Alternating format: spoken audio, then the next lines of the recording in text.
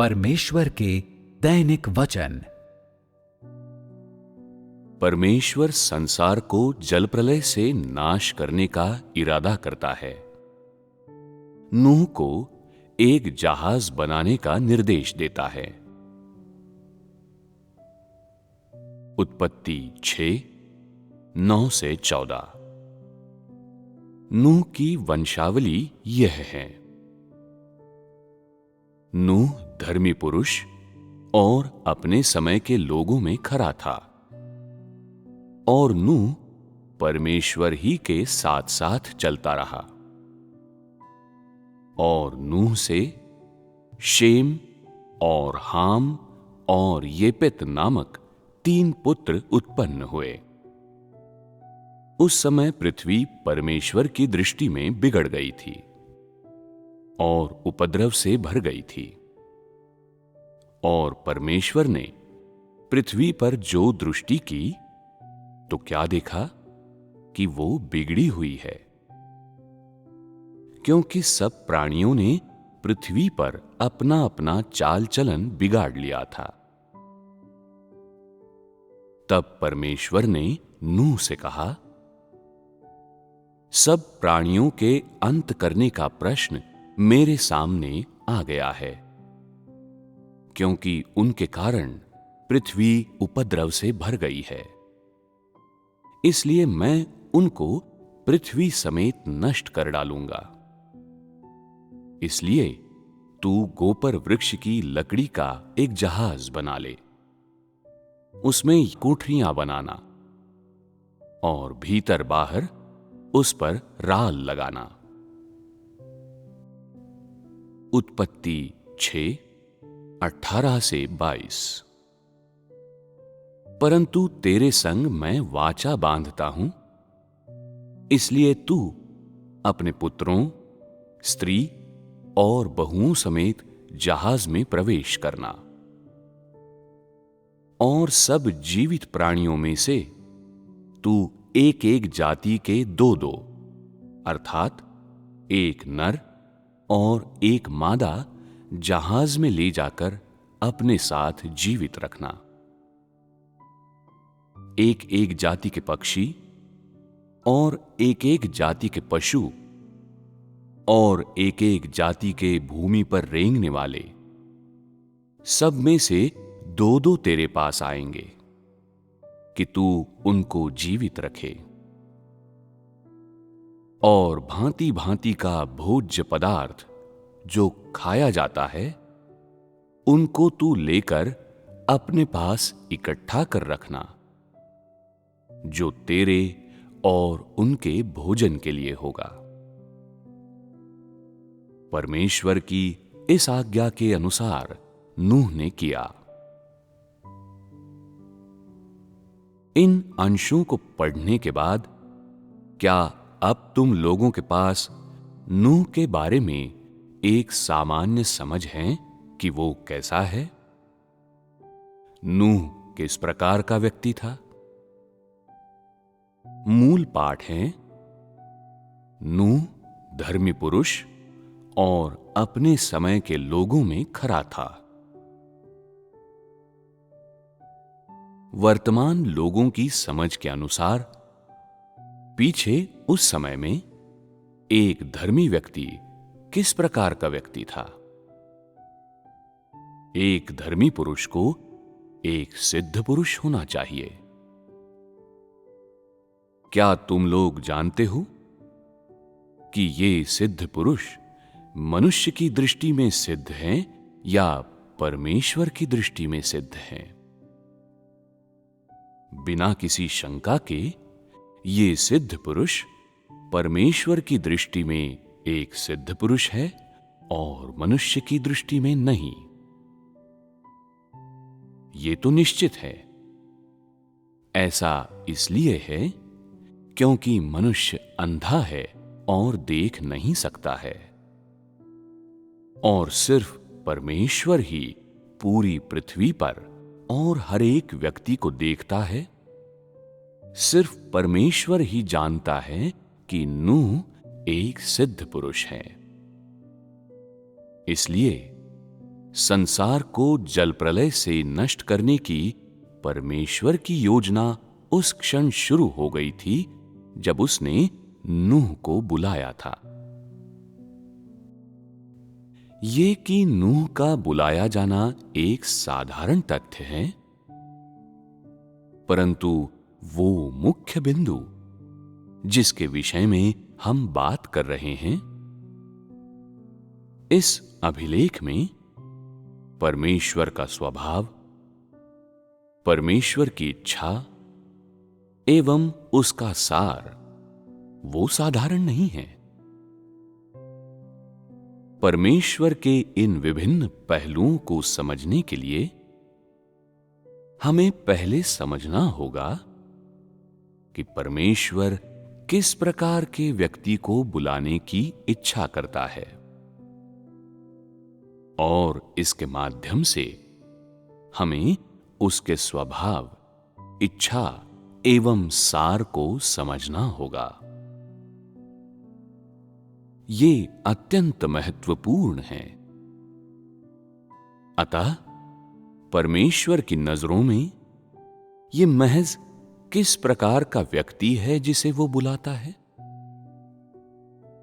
ये ऐसा व्यक्ति होगा जो उसके वचनों को सुन सके, जो उसके निर्देशों का अनुसरण कर सकें। ठीक उसी समय ये ऐसा व्यक्ति भी होगा जिसके पास जिम्मेदारी की भावना हो, कोई ऐसा व्यक्ति जो उस जिम्मेदारी एवं कर्तव्य के रूप में इससे व्यवहार करने के द्वारा परमेश्वर के वचन को क्रियान्वित करेगा, जिसे निभाने के लिए वो बाध्य है।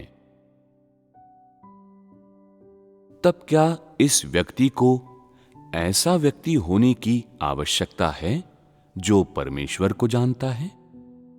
नहीं। उस समय अतीत में नूह ने परमेश्वर की शिक्षाओं के बारे में बहुत कुछ नहीं सुना था या परमेश्वर के किसी कार्य का अनुभव नहीं किया था। इसलिए परमेश्वर के बारे में नूह का ज्ञान बहुत ही कम था। हालांकि यहां लिखा है कि नूह परमेश्वर के साथ साथ चलता रहा, फिर भी क्या उसने कभी परमेश्वर के व्यक्तित्व को देखा था? उत्तर है पक्के तौर पर नहीं, क्योंकि उन दिनों में सिर्फ परमेश्वर के संदेशवाहक ही लोगों के पास आते थे, जबकि वे चीजों को कहने एवं करने के द्वारा परमेश्वर का प्रतिनिधित्व कर सकते थे। वे महज परमेश्वर की इच्छा एवं इरादों को सूचित कर रहे थे। परमेश्वर का व्यक्तित्व मनुष्य पर आमने सामने प्रकट नहीं हुआ था। पवित्र शास्त्र के इस भाग में हम सब मूल रूप से देखते हैं कि इस व्यक्ति नूह को क्या करना था और उसके लिए परमेश्वर के निर्देश क्या थे। अतः वो सार क्या था जिसे यहां परमेश्वर के द्वारा व्यक्त किया गया था। सब कुछ जो परमेश्वर करता है उसकी योजना सुनिश्चितता के साथ बनाई जाती है। जब वो किसी चीज या परिस्थिति को घटित होते देखता है तो उसकी दृष्टि में इसे नापने के लिए एक मापदंड होगा और ये मापदंड निर्धारित करेगा कि इसके साथ निपटने के लिए वो किसी योजना की शुरुआत करता है या नहीं, या उसे इस चीज एवं परिस्थिति के साथ किस प्रकार निपटना है। वो उदासीन नहीं है या उसके पास सभी चीजों के प्रति कोई भावनाएं नहीं है। यह असल में पूर्णतः विपरीत है। यहां एक वचन है जिसे परमेश्वर ने नूह से कहा था। सब प्राणियों के अंत करने का प्रश्न मेरे सामने आ गया है, क्योंकि उनके कारण पृथ्वी उपद्रव से भर गई है। इसलिए मैं उनको पृथ्वी समेत नाश कर डालूंगा। इस समय परमेश्वर के वचनों में क्या उसने कहा था कि वो सिर्फ मनुष्यों का विनाश कर रहा था? नहीं, परमेश्वर ने कहा कि वो हाड़ मांस के सब जीवित प्राणियों का विनाश करने जा रहा था। परमेश्वर ने विनाश क्यों चाहा?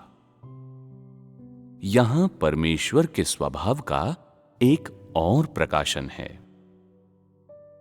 परमेश्वर की दृष्टि में मनुष्य की भ्रष्टता के प्रति सभी प्राणियों की अशुद्धता, उपद्रव एवं अनाज्ञाकारिता के प्रति उसके धीरज की एक सीमा होती है। उसकी सीमा क्या है? ये ऐसा है जैसा परमेश्वर ने कहा था। और परमेश्वर ने पृथ्वी पर जो दृष्टि की तो क्या देखा कि वो बिगड़ी हुई है, क्योंकि सब प्राणियों ने पृथ्वी पर अपना अपना चाल चलन बिगाड़ लिया था। इस वाक्यांश क्योंकि सब प्राणियों ने पृथ्वी पर अपना अपना चाल चलन बिगाड़ लिया था का क्या अर्थ है?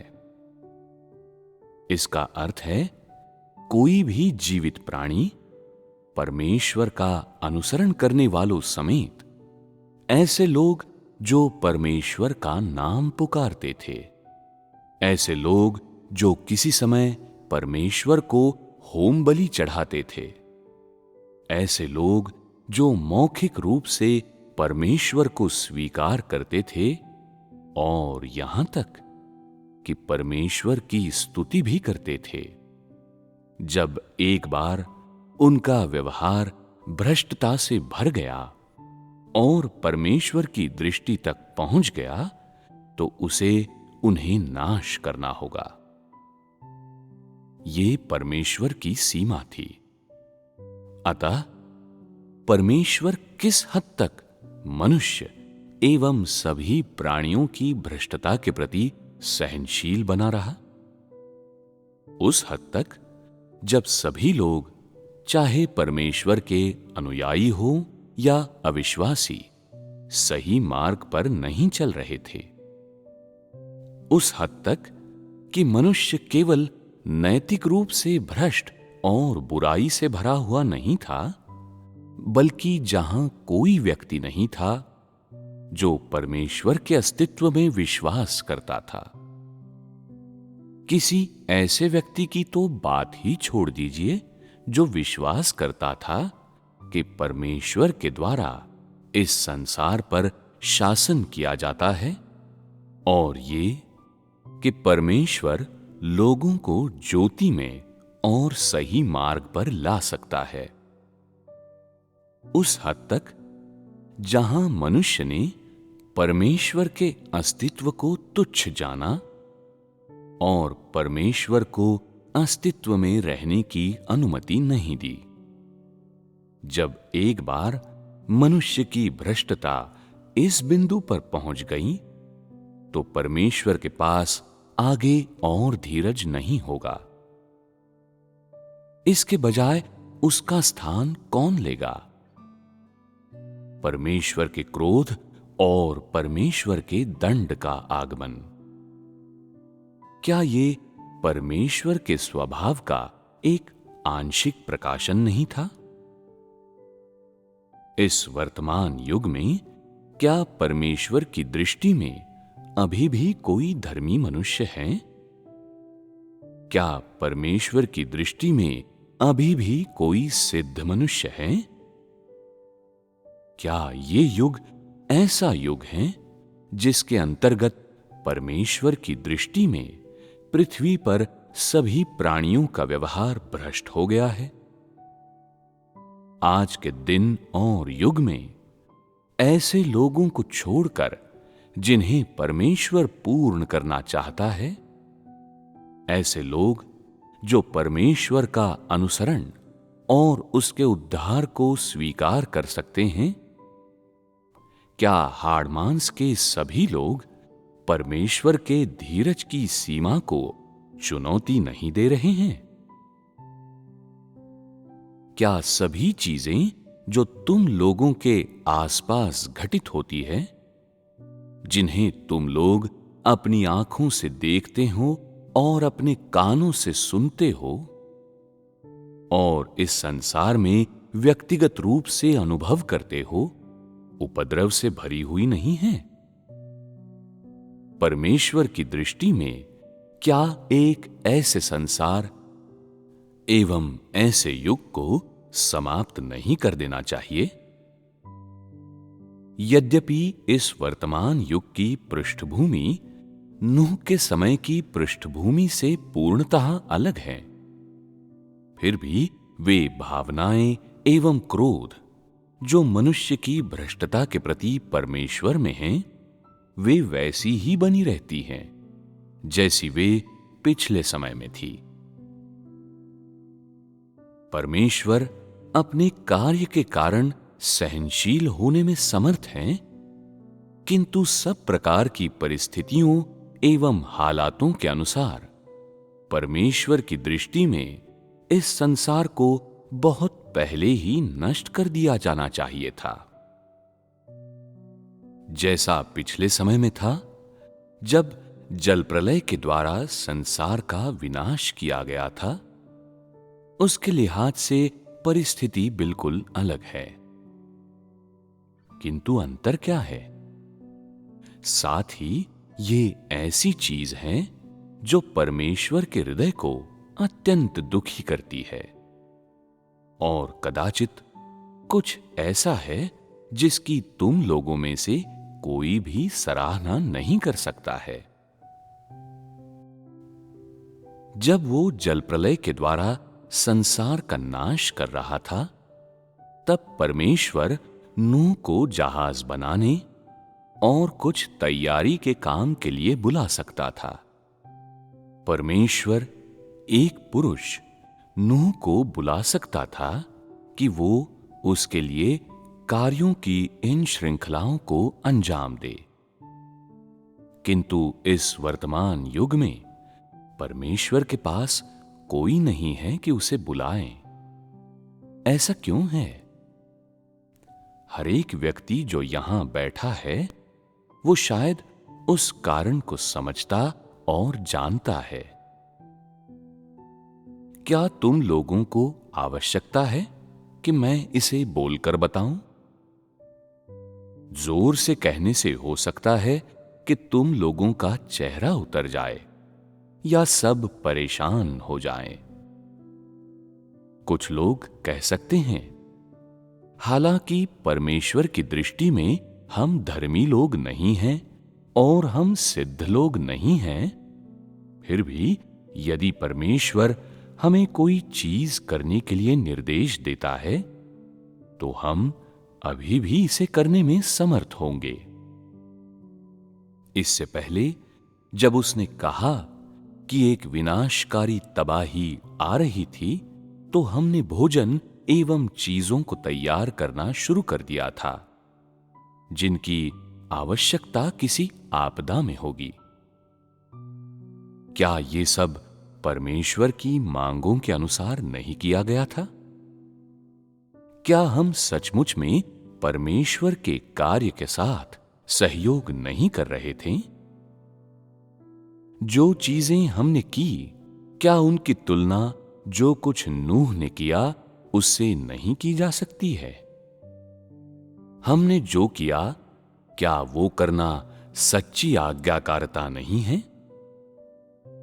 क्या हम परमेश्वर के निर्देशों का अनुसरण नहीं कर रहे थे? क्या हमने जो परमेश्वर ने कहा वो इसलिए नहीं किया क्योंकि हमें परमेश्वर के वचनों में विश्वास है? तो परमेश्वर अब भी दुखी क्यों है? परमेश्वर क्यों कहता है कि उसके पास बुलाने के लिए कोई भी नहीं है? क्या तुम लोगों के कार्यों और नूह के उन कार्यों के बीच कोई अंतर है? अंतर क्या है? आपदा के लिए आज भोजन तैयार करना हमारा अपना इरादा था। हमारे कार्य धर्मिता तक नहीं पहुंच सकते हैं, जबकि नूह परमेश्वर की दृष्टि में एक धर्मी पुरुष था। जो कुछ तुम लोगों ने कहा वो बहुत गलत नहीं है। जो नूह ने किया वो भौतिक रूप से उससे अलग है जो लोग अब कर रहे हैं।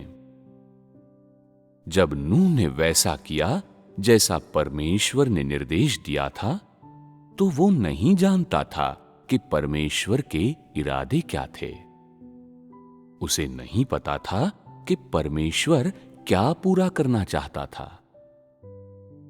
परमेश्वर ने नूह को सिर्फ एक आज्ञा दी थी, उसे कुछ करने के लिए निर्देश दिया था, किंतु बिना अधिक विवरण के वो आगे बढ़ा और इसे किया। उसने गुप्त में परमेश्वर के इरादों को जानने की कोशिश नहीं की। न ही उसने परमेश्वर का विरोध किया या न ही उसके पास दो मन था। वो मात्र गया और इसे एक शुद्ध एवं सरल हृदय के अनुसार किया। जो कुछ करने के लिए परमेश्वर ने उसे अनुमति दी, उसने उसे किया, और कार्यों को करने के लिए परमेश्वर के वचन को मानना एवं सुनना उसका दृढ़ विश्वास था। जो कुछ परमेश्वर ने उसे सौंपा था, उसके साथ उसने इसी प्रकार स्पष्टवादिता एवं सरलता से व्यवहार किया था। उसका सार, उसके कार्यों का सार आज्ञाकारिता थी। दूसरा अनुमान नहीं था, प्रतिरोध नहीं था, और इसके अतिरिक्त अपनी व्यक्तिगत रुचियों और अपने लाभ एवं हानि के विषय में सोचना नहीं था। इसके आगे जब परमेश्वर ने कहा कि वो जल प्रलय से संसार का नाश करेगा, तो उसने नहीं पूछा कब, या इसकी गहराई तक पहुंचने की कोशिश नहीं की, और उसने निश्चित तौर पर परमेश्वर से नहीं पूछा कि वो किस प्रकार संसार को नष्ट करने जा रहा था। उसने केवल वही किया जैसा परमेश्वर ने निर्देश दिया था। चाहे जैसे भी हो, परमेश्वर चाहता था कि इसे बनाना है या इसे किससे बनाना है। उसने बिल्कुल वैसा ही किया जैसा परमेश्वर ने उसे कहा था, और उसके तुरंत बाद कार्य का प्रारंभ भी किया था। उसने इसे परमेश्वर को संतुष्ट करने की एक मनोवृत्ति के साथ किया था। क्या वो इसे आपदा को हटाने के लिए स्वयं की सहायता के लिए कर रहा था? नहीं। क्या उसने परमेश्वर से पूछा कि संसार को नष्ट होने में कितना समय बाकी है? उसने नहीं पूछा। क्या उसने परमेश्वर से पूछा, या क्या वो जानता था कि जहाज बनाने के लिए कितना समय लगेगा? वो ये भी नहीं जानता था। उसने केवल आज्ञा को माना, ध्यान से सुना और इसके अनुसार किया। इस समय के लोग वैसे नहीं हैं। जैसे ही परमेश्वर के वचन से हल्की सी जानकारी निकलती है, जैसे ही लोग परेशानी या समस्या के किसी चिन्ह का आभास करते हैं, वे तुरंत कार्य करने के लिए उछलने लगते हैं, चाहे कुछ भी हो जाए, और कीमत की परवाह किए बगैर इसकी तैयारी करने के लिए कि वे आपदा के बाद क्या खाएंगे, क्या पिएंगे एवं क्या उपयोग करेंगे। यहां तक कि जब विपत्ति आती है तो वे बच निकलने के अपने मार्गों की योजना बना लेते हैं। इससे भी अधिक दिलचस्प तो ये हैं कि इस मुख्य क्षण में मानवीय दिमाग बहुत ही उपयोगी होते हैं। उन परिस्थितियों के अंतर्गत जहां परमेश्वर ने कोई निर्देश नहीं दिया है, मनुष्य बिल्कुल उपयुक्त ढंग से सब कुछ की योजना बना लेता है। तुम लोग इसका वर्णन करने के लिए सिद्ध शब्द का उपयोग कर सकते हो। जहां तक ये बात है कि परमेश्वर क्या कहता है, परमेश्वर के इरादे क्या है, या परमेश्वर क्या चाहता है, कोई भी परवाह नहीं करता है और कोई भी इसकी सराहना करने की कोशिश नहीं करता है। क्या ये आज के लोगों और नूह के बीच में सबसे बड़ा अंतर नहीं है? नूह की कहानी के इस अभिलेख में क्या तुम लोग परमेश्वर के स्वभाव के एक भाग को देखते हो? मनुष्य की भ्रष्टता, अशुद्धता एवं उपद्रव के प्रति परमेश्वर के धीरज की एक सीमा है। जब वो उस सीमा तक पहुंच जाता है तो वो आगे से और धीरज नहीं धरता है और इसके बजाय वो अपने नए प्रबंधन और नई योजना को शुरू करेगा। जो उसे करना है उसे प्रारंभ करेगा और अपने कार्यों और अपने स्वभाव के दूसरे पहलू को प्रकट करेगा। उसका ये कार्य ये दर्शाने के लिए नहीं है कि मनुष्य के द्वारा कभी उसका उल्लंघन नहीं किया जाना चाहिए, या ये कि वो अधिकार एवं क्रोध से भरा हुआ है, और ये इस बात को दर्शाने के लिए नहीं है कि वो मानवता का नाश कर सकता है। ये ऐसा है कि उसका स्वभाव एवं उसका पवित्र सार अब और ये अनुमति नहीं दे सकता है, और इस प्रकार की मानवता के लिए परमेश्वर के सामने जीवन बिताने हेतु और उसकी प्रभुता के अधीन जीवन जीने हेतु अब और धीरज नहीं है। कहने का तात्पर्य है, जब सारी मानव जाति उसके विरुद्ध है, जब सारी पृथ्वी में ऐसा कोई नहीं है जिसे वो बचा सकता है, तो ऐसी मानवता के लिए उसके पास आगे से और धीरज नहीं होगा, और वो बिना किसी संदेह के अपनी योजना को संपन्न करेगा, इस प्रकार की मानवता को नाश करने के लिए। परमेश्वर के द्वारा किए गए ऐसे कार्य को उसके स्वभाव के द्वारा निर्धारित किया जाता है। ये एक आवश्यक परिणाम है, और ऐसा परिणाम है जिसे परमेश्वर की प्रभुता के अधीन प्रत्येक सृजे गए प्राणी को सहना होगा। क्या ये नहीं दर्शाता है कि इस वर्तमान युग में परमेश्वर अपनी योजना को पूर्ण करने और उन लोगों को बचाने के लिए जिन्हें वो बचाना चाहता है और इंतजार नहीं कर सकता है? इन परिस्थितियों के अंतर्गत परमेश्वर किस बात की सबसे अधिक परवाह करता है? ये नहीं कि किस प्रकार ऐसे लोग जो उसका अनुसरण बिल्कुल भी नहीं करते हैं, या ऐसे लोग जो उसका विरोध करते हैं, वे किसी भी तरह से उससे व्यवहार करते हैं या उसका प्रतिरोध करते हैं, या मानव जाति किस प्रकार उस पर कलंक लगा रही है।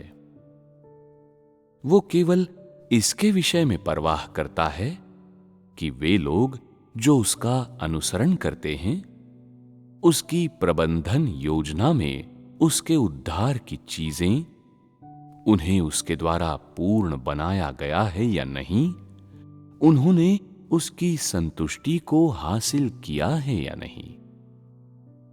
जहां तक उन लोगों की बात है जो ऐसे लोगों से अलग हैं, जो उसका अनुसरण करते हैं, वो मात्र कभी कभार ही अपने क्रोध को व्यक्त करने के लिए थोड़ा सा दंड देता है। उदाहरण के लिए सुनामी, भूकंप, ज्वालामुखी का विस्फोट एवं इत्यादि। ठीक उसी समय वो उनको भी बलपूर्वक बचाता है, उनकी देखरेख करता है जो उसका अनुसरण करते हैं, और उन्हें उसके द्वारा बचाया जाने वाला है। परमेश्वर का स्वभाव ये है, एक ओर वो उन लोगों को अधिकतम धीरज एवं सहनशीलता प्रदान कर सकता है जिन्हें वो पूर्ण बनाने का इरादा करता है, और जब तक वो संभवतः कर सकता है, वो उनके लिए इंतजार करता है। दूसरी ओर परमेश्वर शैतान प्रकार के लोगों से अत्यंत नफरत एवं घृणा करता है जो उसका अनुसरण नहीं करते हैं और उसका विरोध करते हैं। यद्यपि वो इस बात की परवाह नहीं करता है कि क्या ये शैतान प्रकार लोग उसका अनुसरण करते हैं या उसकी आराधना करते हैं, वो तब भी उनसे घृणा करता है, जबकि उसके हृदय में उनके लिए धीरज होता है। और चूंकि वो इन शैतान प्रकार के लोगों के अंत को निर्धारित करता है, इसलिए वो अपने प्रबंधकीय योजना के चरणों के आगमन का भी इंतजार कर रहा होता है।